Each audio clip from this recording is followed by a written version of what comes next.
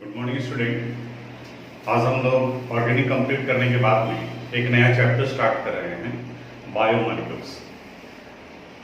कई छोटे छोटे टॉपिक हैं इस वाले चैप्टर्स में और स्कोरिंग चैप्टर्स माना जाता है इसे, क्योंकि बहुत ज़्यादा कुछ नहीं है। अगर आप ट्रेंड को देखोगे तो कई पोर्शन ये रिपीट करता है, तो इम्पॉर्टेंट भी है, बहुत लंबा नहीं है। 3 to 4 क्लासेस में कंप्लीट होता है बायोमॉलिक्यूल्स। और पहले वेटेज भी इसका 4 मार्क्स का था, अभी मर्ज कर दिया है ऑर्गेनिक केमिस्ट्री वाले पार्ट में। देखते हैं इसमें क्या क्या पढ़ना है हम लोगों को। बायोमॉलिक्यूल्स दो वर्ड के कॉम्बिनेशन से बना हुआ है, एक बायो और दूसरा मॉलिक्यूल्स। बायो का मतलब होता है लाइफ। आप में से कई स्टूडेंट बायोलॉजी के होंगे, शॉर्ट में उसको बायो कहते हैं हम लोग।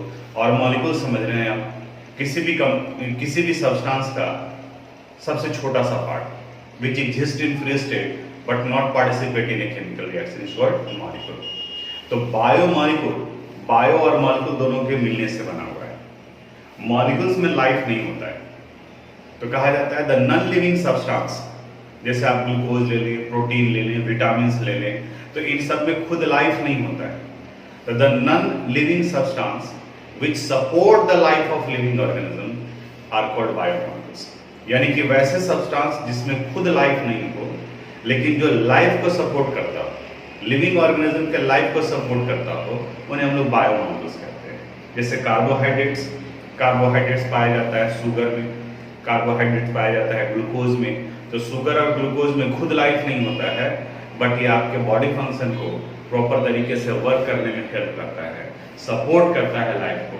इसलिए carbohydrate, proteins, vitamin, nucleic acid, इन सबों को बायोमॉलिक्यूल्स कहा जाता है।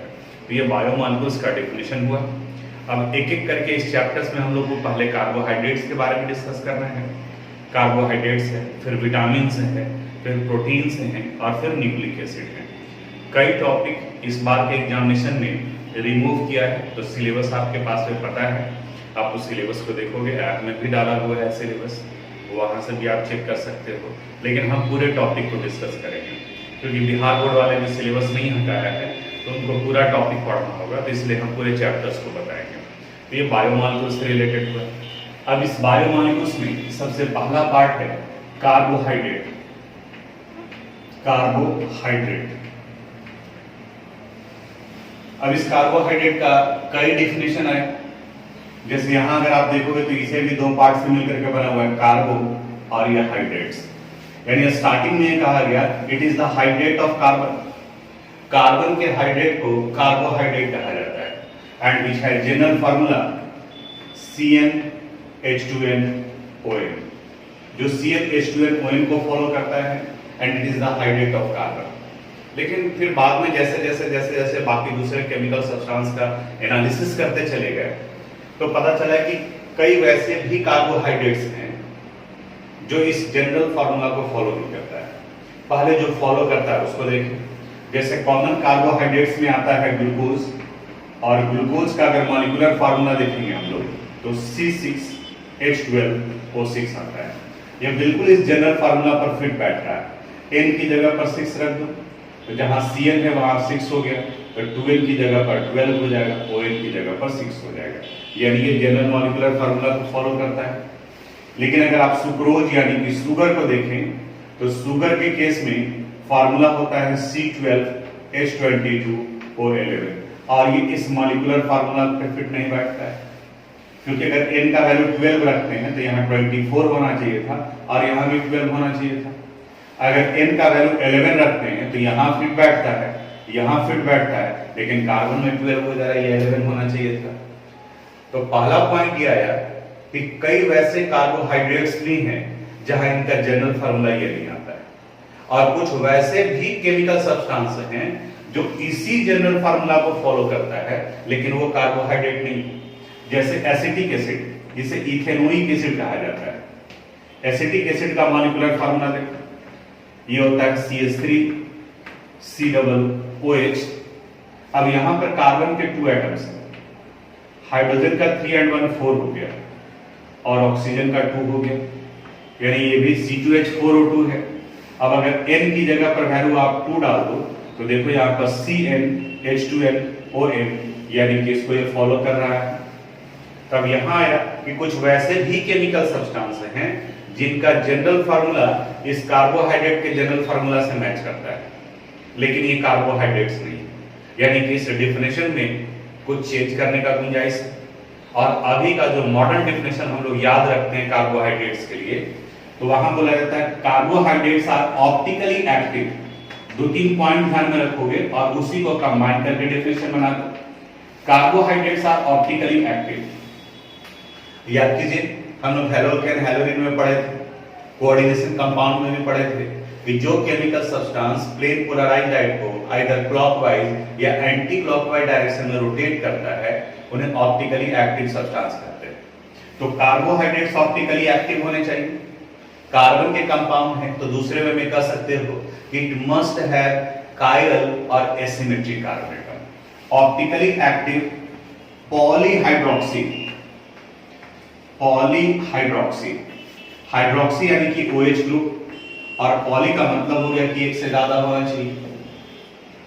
तो एक से ज्यादा हाइड्रोक्सिल ग्रुप हो, वो ऑप्टिकली एक्टिव हो, अल्डिहाइड और कीटोन, और उसमें अल्डिहाइड या कीटोनिक ग्रुप लगा हुआ हो, दोनों में से कोई एक, तो उन्हें कार्बोहाइड्रेट्स कहा जाता है।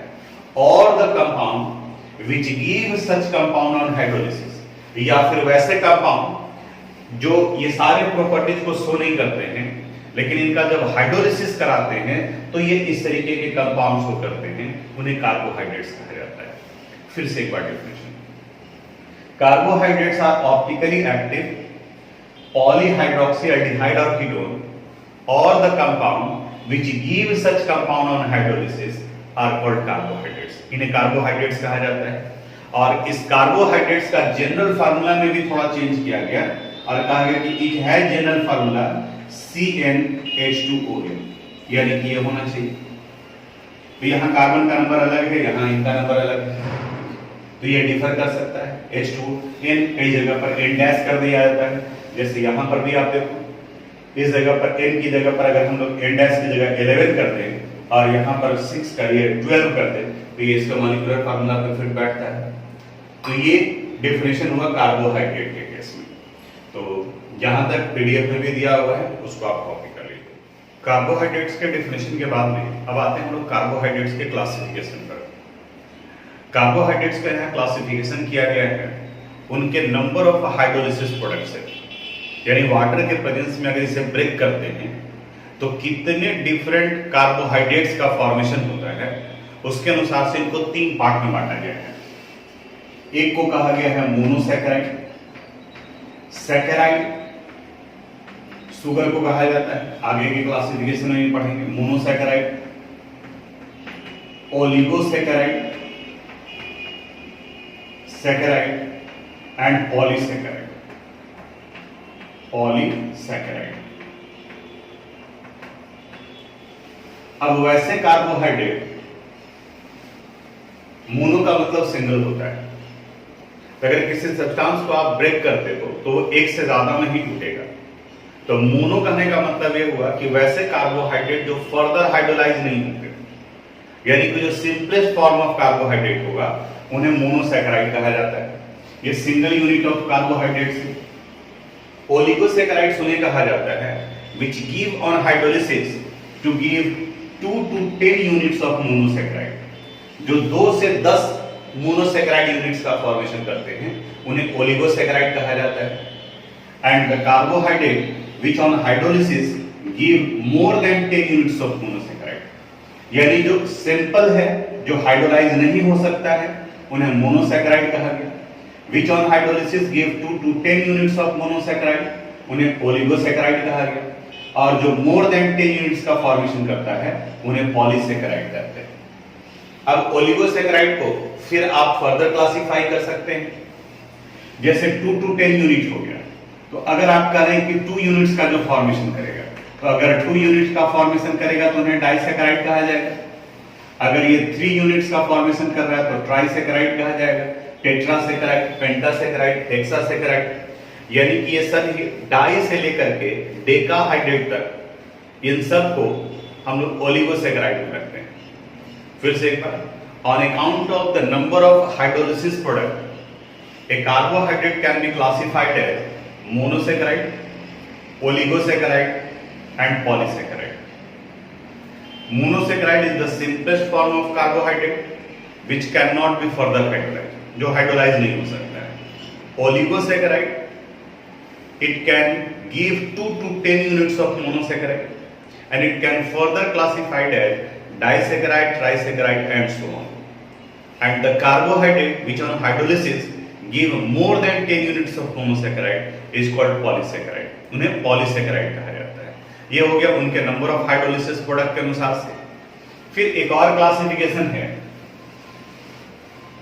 जो इनके रिड्यूसिंग नेचर के अनुसार से होता है, यानी कि इनको कौन कौन सा रिड्यूस कर सकता है. इसके अनुसार से reducing sugar and non reducing sugar कहा जाता है. यानी जो टॉलरेंस रिएजेंट फेलिंग रिएजेंट को रिड्यूस्ड करते हैं उसे कहा जाएगा रिड्यूसिंग शुगर, और जो इन्हें रिड्यूस नहीं करता है उन्हें कहा जाता है नॉन रिड्यूसिंग शुगर. तीसरा क्लासिफिकेशन है on account of their taste, स्वाद के अनुसार से.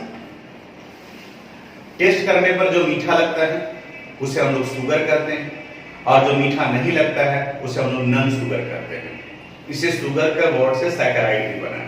तो हाइड्रोलिसिस प्रोडक्ट के अनुसार से हो गया क्लासिफिकेशन, रिड्यूसिंग नेचर के अनुसार से हो गया क्लासिफिकेशन, और उनके टेस्ट के अनुसार से हो गया क्लासिफिकेशन.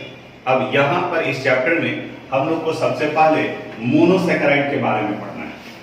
मोनोसैकेराइड, मोनो का मतलब सिंगल होता है, तो which is the simplest form of carbohydrate is called monosaccharide. It can not further hydrolyse. अब इसमें नंबर ऑफ कार्बन एटम के अनुसार से इनका क्लासिफिकेशन किया गया है. मोनोसैकेराइड का नंबर ऑफ कार्बन एटम्स, और ये मोनोसैकेराइड ध्यान से समझना थोड़ा सा. मोनोसैकेराइड अगर नंबर ऑफ कार्बन एटम 3 हो तो इन्हें ट्रायोज कहा जाएगा. अब 3 ही क्यों, 2 क्यों नहीं होगा? तो डेफिनेशन आप याद करो. Carbohydrates are optically active polyhydroxy aldehyde और कीटोन. तो एक कार्बन एटम तो अल्डिहाइड या कीटोन हो गया, और पॉलीहाइड्रोक्सी के लिए एक से ज्यादा हाइड्रोक्सिल ग्रुप होने चाहिए. तो कम से कम 2 कार्बन 2 हाइड्रोक्सिल ग्रुप तो होगा ही होगा. तो 2 हाइड्रोक्सिल ग्रुप और एक अल्डिहाइडिक या कीटोनिक ग्रुप, तो 2 और 1 कितना हो गया 3. तो अगर 3 कार्बन एटम है तो उसे ट्रायोज कहा जाएगा. 4 कार्बन एटम अगर हो तो इन्हें टेट्रोज कहा जाता है. 5 कार्बन एटम अगर हैं तो इन्हें पेंटोज कहा जाता है. अगर 6 कार्बन एटम हो तो इन्हें हेक्सोज कहा जाता है. उसी तरह से 7 कार्बन एटम है तो इन्हें हेप्टोज कहा जाएगा. अब इसमें कार्बन एटम के अनुसार से हो गया. अब अल्डिहाइडिक ग्रुप भी हो सकता है और कीटोनिक ग्रुप भी हो सकता है. अगर अल्डिहाइडिक ग्रुप है तो इसे अल्डोज कहते हैं, और अगर कीटोनिक ग्रुप प्रेजेंट है तो इसे कीटोज कहते हैं. अब इनको अगर मिला दें कि अगर अल्डिहाइडिक ग्रुप है और 3 कार्बन एटम है तो अल्डिहाइड के साथ में इसमें अल्डो लगा देते हैं, तो ये वर्ड बन जाएगा अल्डो ट्रायोज. इनके साथ में लगाएंगे तो ये हो जाएगा अल्डो टेट्रोज.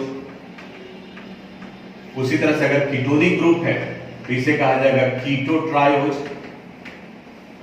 इन्हें कहा जाएगा कीटो टेट्रोज. यहां अल्डो पेंटोज,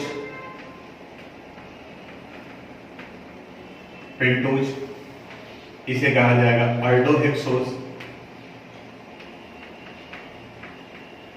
अल्डो हेप्टोज,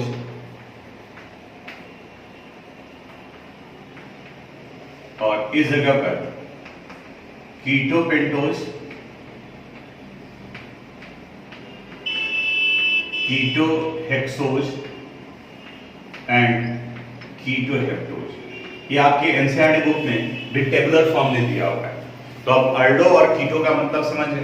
अल्डो वहां लगेगा जहां अल्डिहाइडिक ग्रुप होगा, और कीटो वहां लगेगा जहां कीटोनिक ग्रुप होगा. स्ट्रक्चर भी हम लोग पढ़ेंगे अब उसके अनुसार से. अब जैसे एक चीज देखते हैं, ग्लूकोज का मॉलिक्यूलर फार्मूला होता है C6H12O6, और फ्रुक्टोज का भी मॉलिक्यूलर फार्मूला C6H12O6 ही होता है. C6H12O6। अब जब इनका एनालिसिस किया गया, हम लोग भी एनालिसिस करेंगे, हम लोग भी इसके स्ट्रक्चर को पूरे डिटेल से पढ़ेंगे, तो पता चला कि ग्लूकोज में एल्डिहाइडिक ग्रुप प्रेजेंट है और फ्रुक्टोज में कीटोनिक ग्रुप प्रेजेंट है। यहाँ कीटोनिक ग्रुप होता है। तो अब अगर इस कंसेप्ट के अनुसार से इसका नेमिंग करना हो तो क्या करेंगे, ध्यान से देखना। एल्डिहाइडिक ग्रुप प्रेजेंट है और इसमें 6 कार्बन एटम है, तो इसलिए ग्लूकोज को एल्डोहेक्सोज कहा जाएगा। वहीं इसमें कीटोनिक ग्रुप प्रेजेंट है और यहां भी 6 कार्बन एटम है, तो इन्हें कीटोहेक्सोज कहा जाएगा। यानी दूसरे वे में आप ये कह सकते हो कि glucose and fructose are functional isomer of each other, क्योंकि दोनों में फंक्शनल ग्रुप डिफर कर रहा है, एक में एल्डिहाइड है और दूसरे में कीटोन है, तो इनका ये फंक्शनल आइसोमर्स कहे जाएंगे। और इनका अगर नेमिंग करेंगे तो एक को एल्डोहेक्सोज और दूसरे को कीटोहेक्सोज कहा जाएगा। तो यहां तक आप कंप्लीट कर लीजिएगा। अब हम लोग ग्लूकोज के बारे में बात करते हैं। Glucose is an example of monosaccharide which has molecular formula C6H12O6। इनका C6H12O6 होता है, यानी कि हेक्सोज है और इसमें एल्डिहाइडिक ग्रुप है, इसलिए इसे एल्डोहेक्सोज भी कहा जाता है। ग्लूकोज फ्री स्टेट में भी पाए जाते हैं, कंबाइंड फॉर्म में भी पाए जाते हैं। तो अगर फ्री स्टेट में है तो ये फिर फर्दर हाइड्रोलाइज नहीं करेंगे, और अगर ये कंबाइंड फॉर्म में है तो इनको हाइड्रोलिसिस से इनका प्रिपरेशन किया जाता है। जैसे एक मेथड ऑफ प्रिपरेशन है from sucrose. Sucrose common sugar को कहा जाता है। आप इस मेथड से लेबोरेटरी में भी ग्लूकोज का प्रिपरेशन कर सकते हैं। जब सुक्रोज का यानी C12H22O11 का हाइड्रोलिसिस कराते हैं in the presence of hydrochloric acid और सल्फ्यूरिक एसिड, यानी कि H+ यूज कर सकते हैं, then we get glucose and fructose C6H12O6 plus C6H12O6। इसमें से एक ग्लूकोज होगा और दूसरा फ्रुक्टोज होगा। अब थोड़ा सा ध्यान से देखो, इस सुक्रोज के हाइड्रोलिसिस से 2 यूनिट्स ऑफ मोनोसैकेराइड का फॉर्मेशन हुआ। तो दूसरे में आप ये कह सकते हो कि sucrose is an example of disaccharide which on hydrolysis give 2 units of monosaccharide in which one is glucose and other is fructose। एक ग्लूकोज है और दूसरा फ्रुक्टोज है। सुक्रोज का स्ट्रक्चर भी हम लोग डिस्कस करेंगे कि किस तरीके से होता है। ये हो गया लेबोरेटरी मेथड, और कॉमर्शियल मेथड में इनका प्रिपरेशन हम लोग स्टार्च से कराते हैं। स्टार्च प्लांट्स जो भी फूड का फॉर्मेशन करते हैं ड्यूरिंग फोटोसिंथेसिस, वो उनके बॉडी में स्टार्च के फॉर्म में स्टोर्ड होता है। स्टार्च कई जगह पे पाया जाता है। आप देखते हो कि पोटैटो में भी स्टार्च पाया जाता है, राइस में भी स्टार्च पाया जाता है। तो कॉमर्शियली उस मेथड को हम लोग ऑप्ट करते हैं जहां कॉस्टिंग कम पड़े और प्रोडक्शन लार्ज स्केल पर। क्योंकि अगर लेबोरेटरी मेथड यूज करेंगे तो शुगर से ग्लूकोज बना रहे हैं, तो शुगर तो ऑलरेडी कॉस्टली है, और वहां से ग्लूकोज और फ्रुक्टोज निकाल रहे हैं तो कॉस्टिंग बढ़ जाएगा। और अगर हम लोग स्टार्च से निकालते हैं, लेस वैल्यूएबल केमिकल सब्सटेंस से, लेस वैल्यूएबल फूड कंपोनेंट से अगर हम प्रिपेयर करते हैं तो वहां हमारा कॉस्टिंग कम पड़ेगा। तो कॉमर्शियली उस मेथड को अप्लाई करते हैं। स्टार्च का फॉर्मूला होता है C6H10O5N प्लस NH2। N लगने का मतलब ये हुआ कि ये पॉलीसैकेराइड को रिप्रेजेंट कर रहा है, ये लार्ज नंबर है, और ये भी सल्फ्यूरिक एसिड के प्रेजेंस में होता है, यानी कि एसिडिक मीडियम में होता है। और इस जगह पर C6H12O6 का फॉर्मेशन करते हैं। देख लो 10 हाइड्रोजन, 2 हाइड्रोजन यहां से, तो 10 and 2 12 हो गया। ऑक्सीजन 5 था और यहाँ पर एक ऑक्सीजन है, तो 5 and 1 6 हो गया। तो यहाँ पर इस मेथड से ग्लूकोज का प्रिपरेशन किया गया। यहाँ ये ग्लूकोज बना, ये स्टार्च है, ये स्टार्च पॉलीसैकेराइड को रिप्रेजेंट किया गया है। आप दो बेनिफिट देख रहे होंगे। अगर हम लोग सुक्रोज से प्रिपरेशन करते हैं, सुक्रोज डाइसैकेराइड है, तो 2 यूनिट्स ऑफ मोनोसैकेराइड्स का फॉर्मेशन होगा, जिसमें से ग्लूकोज होगा, दूसरा फ्रुक्टोज होगा, यानी कि फिर इन्हें सेपरेट भी करना पड़ेगा। लेकिन अगर स्टार्च का यूज करते हैं तो स्टार्च पॉलीसेकेराइड है, पॉलीमर्स है, एन लगा हुआ है, और इनके हाइड्रोलिसिस से लार्ज नंबर ऑफ ग्लूकोज का सिर्फ फॉर्मेशन होता है, यानी कि यहाँ मिक्सचर नहीं बनेगा। तो ये भी एक बेनिफिट है कि फिर उनका सेपरेशन का प्रोसेस आपको यहाँ यूज करने का जरूरत नहीं है। तो ये दो मेथड है, एक लेबोरेटरी मेथड और दूसरा कॉमर्शियल मेथड ग्लूकोज के प्रिपरेशन का। अब इसके बाद में आगे का जो टॉपिक है वो ग्लूकोज का स्ट्रक्चर है, और मेन इस चैप्टर में जो समझने वाला पोर्शन है वो ग्लूकोज का स्ट्रक्चर ही है, क्योंकि कई बार में ओपन स्ट्रक्चर होता है, साइक्लिक स्ट्रक्चर होता है, pyranose and furanose ring structure होता है। ग्लूकोज और फ्रुक्टोज का दो फॉर्म होता है, एक अल्फा डी होता है, दूसरा बीटा डी होता है। अब इन सब को हम लोग को डिटेल से पढ़ना है। आज ये बायोमोलिक्यूल चैप्टर स्टार्ट किया, आपको नहीं पता था कि आगे कौन सा चैप्टर जो पढ़ना है, ताकि आप प्रिपरेशन करके रखें। इतना नोट करने के बाद में आपके पास टाइम भी है, एक बार में ग्लूकोज और फ्रुक्टोज के स्ट्रक्चर तक में एनसीईआरटी बुक का रीडिंग डाल करके रखोगे। जहां कुछ इंपॉर्टेंट लगे आप उसे अंडरलाइन करोगे। बहुत इंपॉर्टेंट है वो अगला टॉपिक। मे बी वीडियो थोड़ा सा बड़ा हो जाएगा ग्लूकोज और फ्रुक्टोज का स्ट्रक्चर एक्सप्लेन करने की वजह से, लेकिन एक साथ में उसको एक्सप्लेन करेंगे तभी वो जाकर के समझ में आएगा।